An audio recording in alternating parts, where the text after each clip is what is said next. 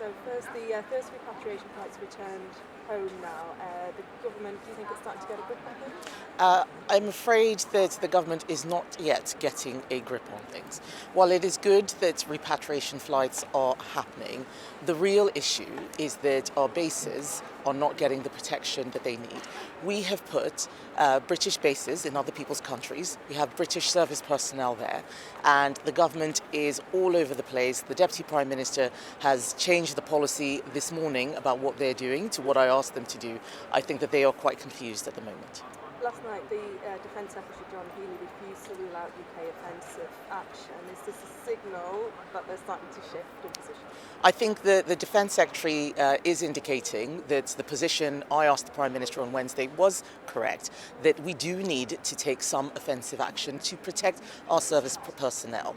Whether we like it or not, we have been dragged into this war. We didn't start it. We have allies like Bahrain, Cyprus, who are being attacked because they have British bases on them. We need to protect them. And this is one of the things that I want people to see, that we are thinking very much about the long term of defence. That's why we've got a new announcement on what we can do. We can't wait until after the fact. We've got to think ahead, and that's what I'm doing right now. And on that announcement, you want to reintroduce the two-child benefit cap for increased defence spending. Why didn't you increase defence spending when you were in government? Actually, when I was in government, we did increase defence spending. Defence spending went down every year from 1989 until 2022, when the Ukraine war started. That's when I came into government. And actually, that's when I went into cabinet. Actually, what we have seen is a real change in world circumstances. The world is becoming more dangerous, and that's why we need to change policy. I am worried that Labour came in just to give more welfare. The international situation has changed, and they're not ready. They are slow. We still have HMS Dragon in Portsmouth today, 2 days after the Prime Minister said he was sending it out there. And we're hearing all sorts of rumours that this is because of union activity and so on. The government does not have a grip. They are not ready. How much further are you willing to go in Iran? So my view is that we have to do everything we can to protect British bases and British service personnel.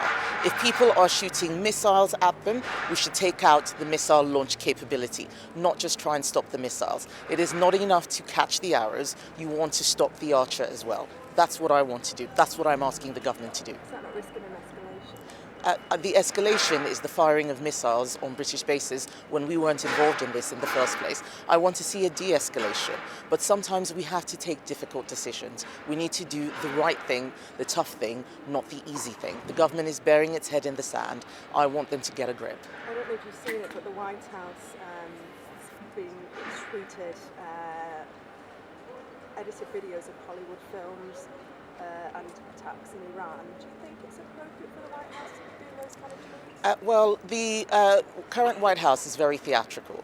I'm more interested in what is in the British national interest rather than giving commentary on what they may or may not be doing. And the thing that I'm worried about as leader of the opposition is that our government had plenty of notice about what was going on and just chose to pretend nothing was happening because they were scared. Too much dithering by the Prime Minister. He needs to get a grip. This is not just about the US now or even Israel. It is about our allies in the Gulf, Bahrain, Saudi Arabia, Kuwait, Cyprus, for example. What are we doing to make sure that the world is safer? Looking away and pretending it's not happening is not a strategy.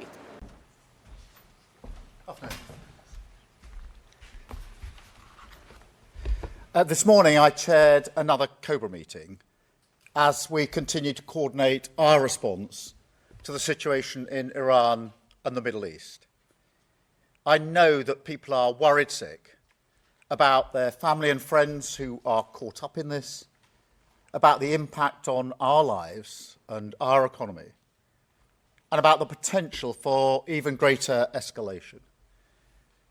They can hardly believe that yet again we're seeing missiles and drones falling and civilians in the firing line across the region. So I want to reassure the British public about the action that we're taking.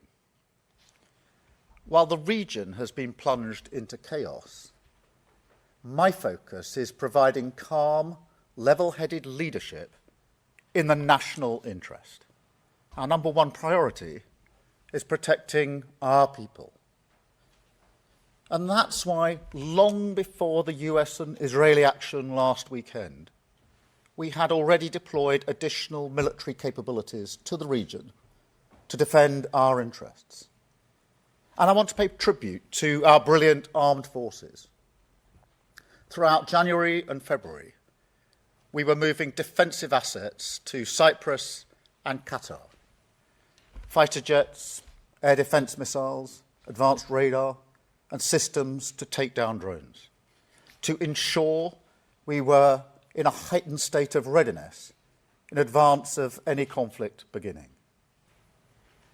I can announce today that we're sending 4 additional Typhoon jets to join our squadron in Qatar, to strengthen our defensive operations in Qatar and across the region.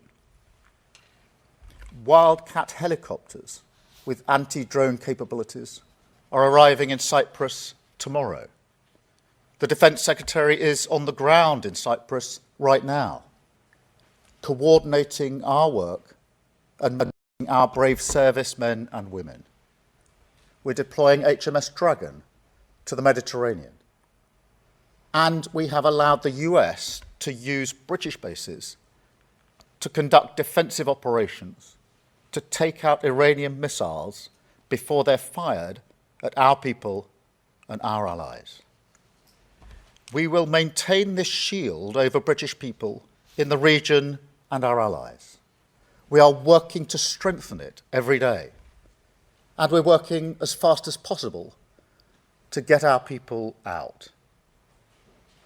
As of today, over 140,000 individuals in the region have registered their presence, enabling us to get them the information and the support that they need. We have rapid deployment teams on the ground in Oman and Saudi Arabia. And our consular teams are helping hundreds of the most vulnerable individuals.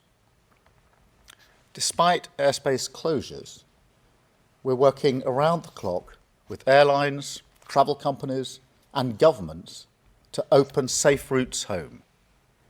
More than 4,000 people have now arrived back in the United Kingdom on commercial flights from the UAE, including vulnerable Brits identified by our teams. A further 7 flights are due to leave the UAE for the UK today. And I can report that our first charter flight from Oman took off a few minutes ago. We will lay on additional charter flights in the coming days. British Airways is putting on daily flights from Oman, and we will keep working with all of our partners to increase the speed and capacity of this airlift. I want to be very clear. This is a huge undertaking. It's one of the biggest operations of its kind, many times bigger than the evacuation from Afghanistan. It's not going to happen overnight, but we will not stop until our people are safe.